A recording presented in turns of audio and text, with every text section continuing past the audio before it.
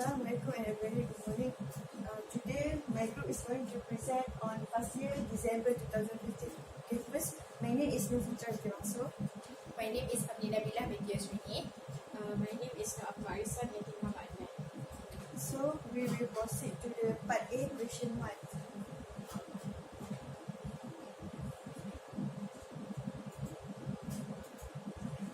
Okay, for the question 1, the question is about the key issue in corporate governance. So, I have four key issue in corporate governance. First is conflict of interest. The conflict of interest will occur when the shareholder, and which is a principal, and the manager who act as an agent, will have a different interest in the company. So the second is accountability issue. Because from the top level of executive to lower tier of employee, each level and division of corporation should report and be accountable to each other for a system of check and balance. So the third one is the ethic violations. Ethic violations means that a member of executive board have an ethical duty to make a decision based on the interest of the shareholder. So they must avoid any bribery or any personal interest that will affect the company. So the last one is a transparency. So the corporation must accurately report their profit and losses and make this figure available to those who invest in their company. The materiality of the report should be fair view, so that the investor can evaluate their performance and decide whether they should invest in the company or not. So question 2 is about the concept of corporate social responsibility and 3 factors that lead to corporate social responsibility. So first of all, the concept of CSR is an evolving business practice that incorporates sustainable development into a company's business model. It has a positive impact on social, economic and environmental factors. So most of the companies such as McD use environmental factors to attract the customer. So the 3 factors that lead to the CSR is brand differentiation. So Pepsi and Coke is one of the is competing with each other, and they are pursuing a strategy of zero net water usage as their CSR to attract customer, which means that they want to improve the environmental factors by producing a zero net water usage product. So the second one is cost saving. Cost saving is as you can see, the example of companies that use these factors as their CSR because they can reduce its energy saving. For example, General Mix reduced its energy saving by 20% by 2015. So according to the CSR report of 2011, the company saved $60,000 after the installing. So the third one is innovation. So innovation, McDonald's collaborate with the renewable and able to innovate new products such as air conditioner that use less water, which means that McDonald's has support the renewable to produce products that is usable and can save our environment. So the next question is about the risk management strategy which are available to companies in managing risk. So I have at least three risk management. The first one is compliance risk, which means that a company must comply with Bursa Malaysia and companies commissions of Malaysia requirement if they as they are exposed to legal, and if they fail to do so, they will get a penalty. So the second one is operational risk. Operational risk is can incur loss resulting from inadequate system policy. For example, as you can see from banking system, they must show how the money is being operated so that the customer will believe in them. So the third one is financial risk. Financial risk risk related to a company, capital structure or market risk, which is they focus on the debt the company should reduce its debt so that the investor has confidence to invest in their company. So that's all from my point. So we move to the next questions. Okay, so for the next question, question 4, the best practices to ensure an effective board relationship, which is based on the corporate governance guide Bursa Malaysia. The best practice is, the first one is the board must be capable of effectively achieving good governance and protecting the stakeholder interest, which means that the board must make sure that the interest of the stakeholder must be fulfilled, which is if the stakeholders want to remove the director, unnecessary director, so the board must consider that, and the interest of the shareholder also must be considered. The next one is proactively participate in strategic decisions. The effective board will encourage the company to have a strategic management which lead to strategic decisions.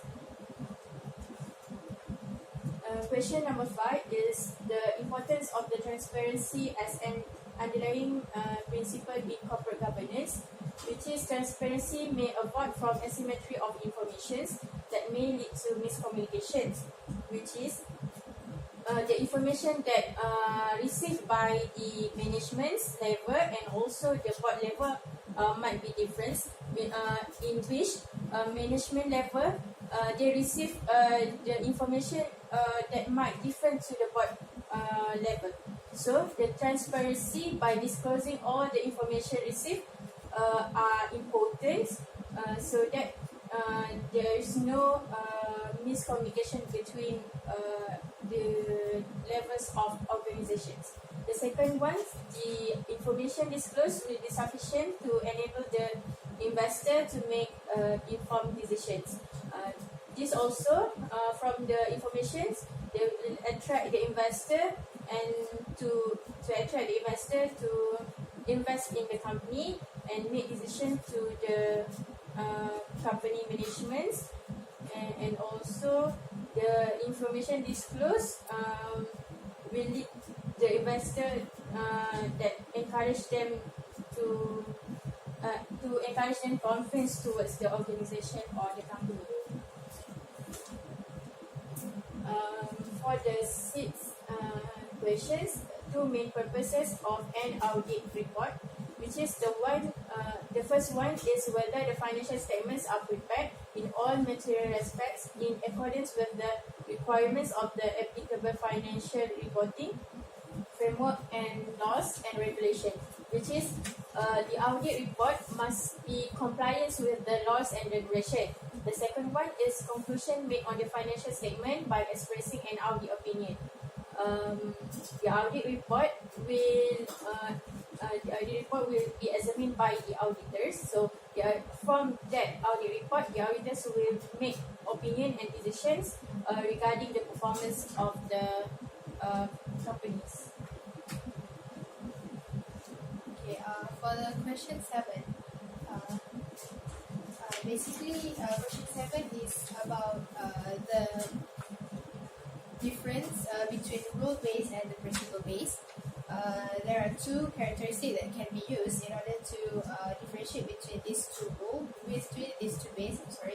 The first one is rule that should be abide, which rule-based is more on compliance with a certain rule, meaning that there are some regulations and laws that must be abided by the company, where it must follow established principles of good corporate governance in order to ensure for the effectiveness of the company's operation. And for the principle base, the rule that should be applied actually is not that rigid, where it doesn't really need a company to comply with a certain rule, which means that most of the company who applies this principle base will have a different companies from one another and applies it according to the different circumstances and situations. For the characteristic of advantage, rule-based company is more on where all companies must and have to meet the same requirement and the standards of the corporate governance.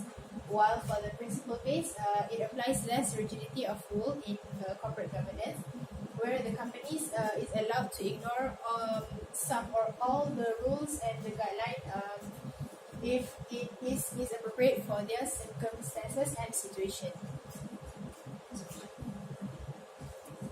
For question 8, how the board of directors can delegate power to the board of committee.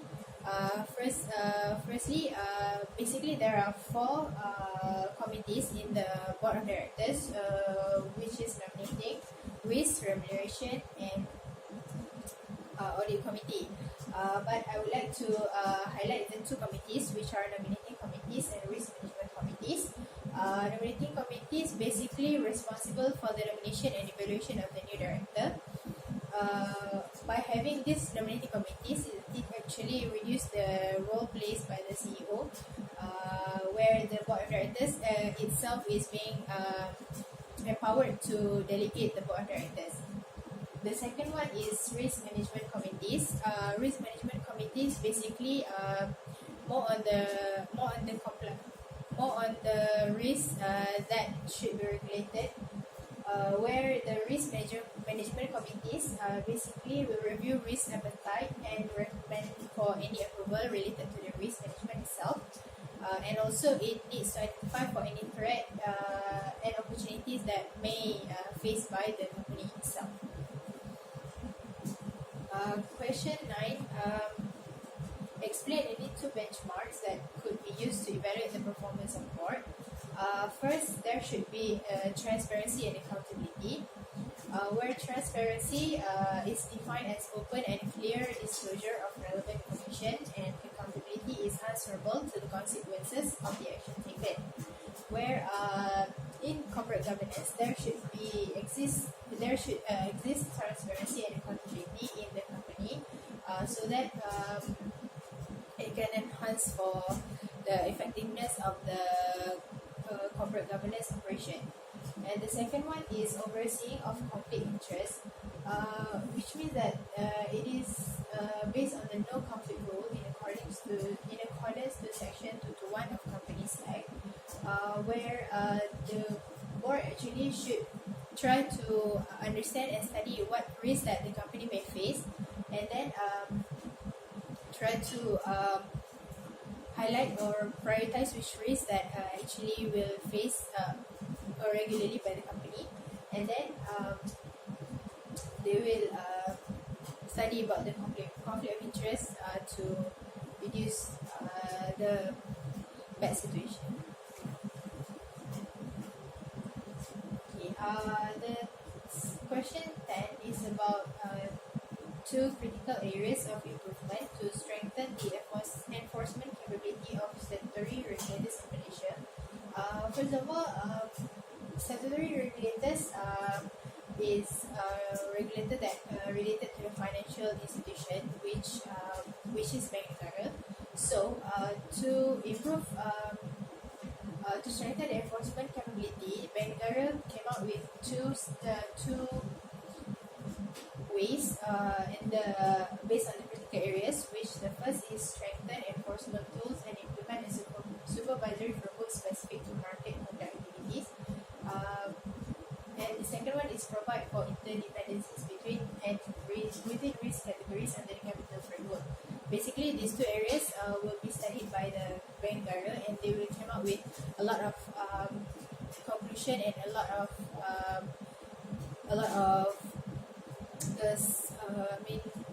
ways on how to reduce these critical areas of improvement.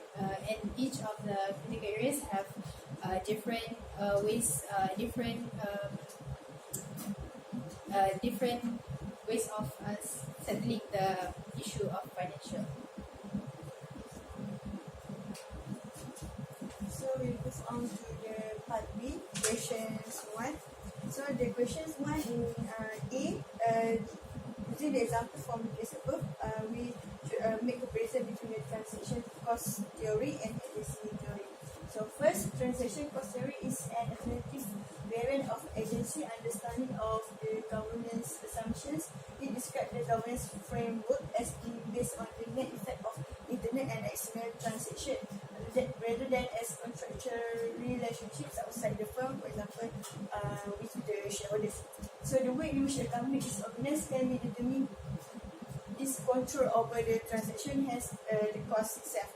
And then we can see in refer to the case study, even though the John Communicate Berhad has successfully acquired 20 telecommunication business, therefore they fail to manage new and old organization into single function business unit, which means that they do not have a proper business strategy to manage their company itself.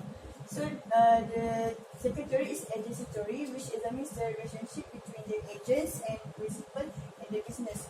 In an agency relationship, two parties exist, which is the agent and the principal, whereby the former acts and takes action on behalf of the renter. So in the case study, you can see that Encik Jojo has an individual interest itself, where he has other business which is not related to John Communicate Berhad instead of the shareholders' interest, which means in agency theory, the agent must act in the best interest for its principal. Therefore, Encik Jojo did not use his personal interest as he engaged with another business instead of protecting or increase the shareholders' benefits. So for the B, role of the boards of directors in controlling and monitoring the senior management of the company. So organization should clarify and should build a united, cohesive and coordinated team working towards the main goal of attaining desired corporate performance. Means that the director must have must build a committee, or they must plan on how they want to manage in the company organizations to avoid these matters such as Encik Jojo. So the second is must act in good faith in what they honestly believe to be the best interest of the company and not for any collateral purpose. So in the case study, we can see that the internal control was obvious when there is a lack of transparency between senior management and board of directors.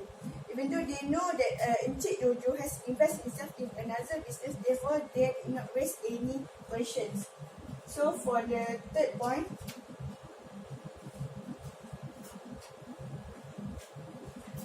for the third is a transparency issue. So the director needs to disclose of relevant information to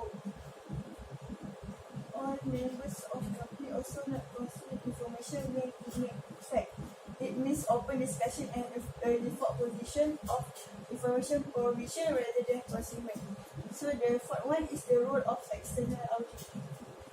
External audit must ensure whether the client financial performance statements present fairly its result and financial position.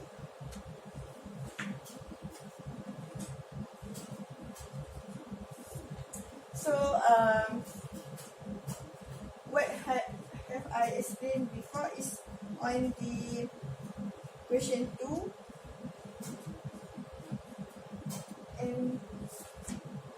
and then the example of cases you can see on the Android case, which is the company would build an asset such as a power plant and immediately claim the project profit on its book, even though the company had not made any dime from the asset. They did not record the loss of the profit because this type of accounting enabled the Enron to write off the unprofitable activities without hurting its bottom line.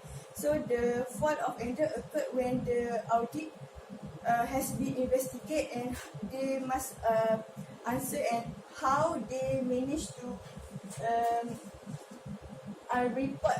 They did not report the They did not report the loss that the Enron company has obtained.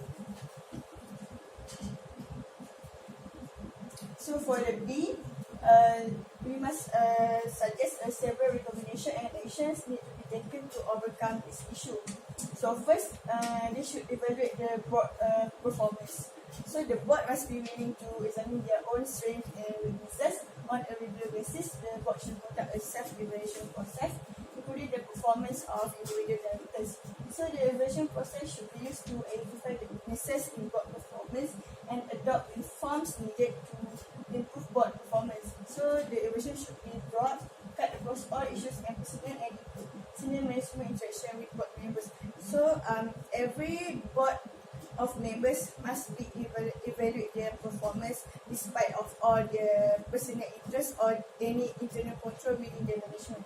So the second is that they, if they want to overcome this issue, they should comply with the MCCG, which stands for Malaysian Corporate Governance, Malaysian Code of Corporate Governance 2017. For example, practice 8.3, the audit committee has policies and procedures to assess the sustainability, objectivity and independence of the external auditor. So in order to appoint an audit committee, they must have fulfill a certain requirement. For example, majority of the external auditor must be from independent auditor. So the practice 8.4 explain that the audit committee should comprise solely of independent directors, which I have explained before. So next. Okay, for the question 3, on the case of Thailand Petroleum Berhad, which is the first question, is examine the potential conflicts of interest relating to the Thailand Petroleum and Supermegis if Kangkong were to become non-executive director of Thailand Petroleum, which is Kangkong will give a views according to his own interest, as he is the CEO of the Supermegis and he also the brother-in-law of Sawi, which is the chief executive officer of the Thailand Petroleum. The second one is the interest of the shareholders will be unbalanced, which is the shareholders of the Thailand Petroleum Berhad will suffer due to the unbalanced interest between these two companies. Kangkong also will not have the ability to bring outside perspective into the board meeting due to his relationship and also interest in the Thailand Petroleum Berhad, as he is the non-executive director of the Thailand Petroleum. So the second question is the importance of appointing an effective non-executive director to Thailand Petroleum Berhad, which is the first is the effective non-executive director has the ability to bring outside perspective into the board meeting, which is a non-executive director normally the independent director.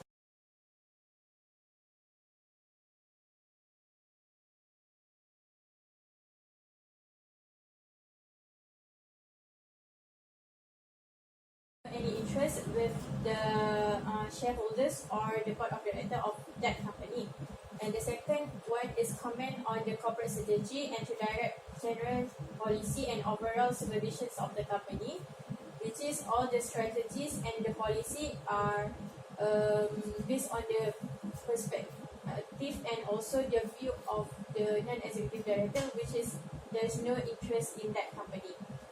The third one is in balancing of the interests of the shareholder, employees and creditor, which is important in situations where conflict arise between the interests of the executive director and the shareholders.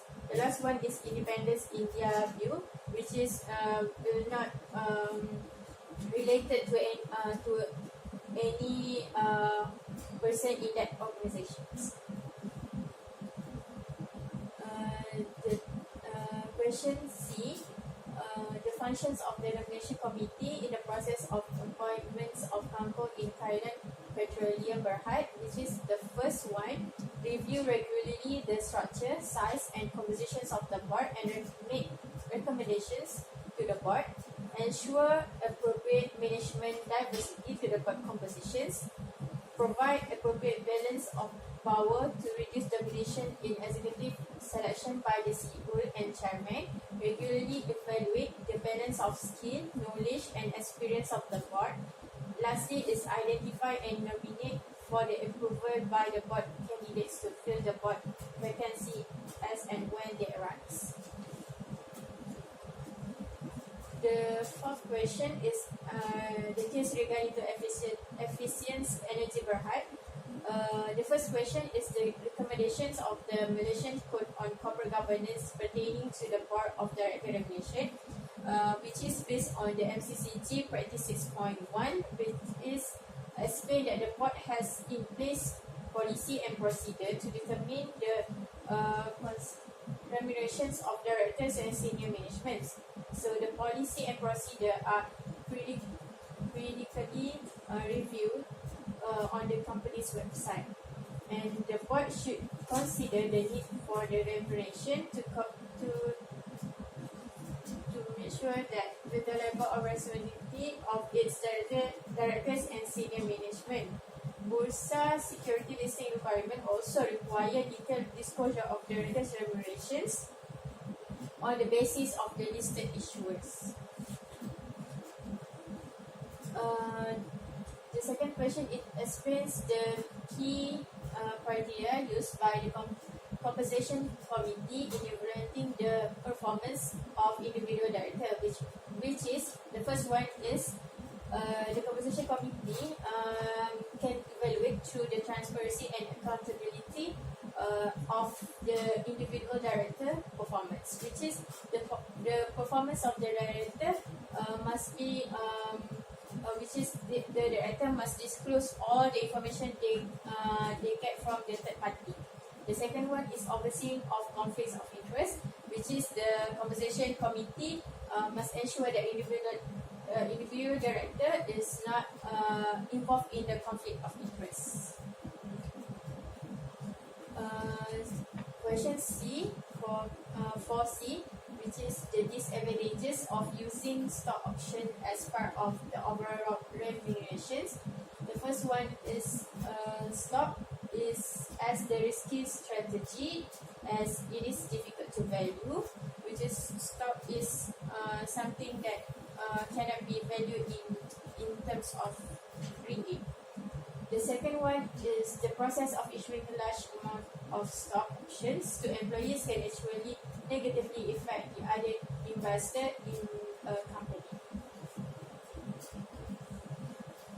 For the next and the last question is question 5, which it asks to explain the protection made available to the whistleblower under the Whistleblower Protection Act 2010. First of all, this whistleblower issue has been highlighted by the Star on the 4th of October 2012. Based on the question A, the protection made available to the whistleblower under the WPA 2010 has been stipulated in the Section 7, where the Section 7 itself highlights the whistleblower protection, and it should be read together with the Section 9 and the Section 10, which Section 9 highlights the immunity from civil and criminal action, where the whistleblower shall not be liable for any criminal action, including disciplinary action and any other action that against the person itself. And Section 10 also protects the whistleblower against any detrimental action, where no person can impose any action to detriment the whistleblower, and if it happens, the whistleblower itself can complain for the action. For the question B, it asks us to explain the initiatives that can be taken by companies to encourage internal whistleblowing among their employees. So there are basically two initiatives that can be used in order to encourage the whistleblowing. The first one, support the act of whistleblowing. It is by having a clear statement that the companies applies and support the whistleblowing itself. Besides that, there should be support from the top management, where the whistleblowing is actually an action that has been encouraged for the employees to do so if they see any action that could detriment and harm the company.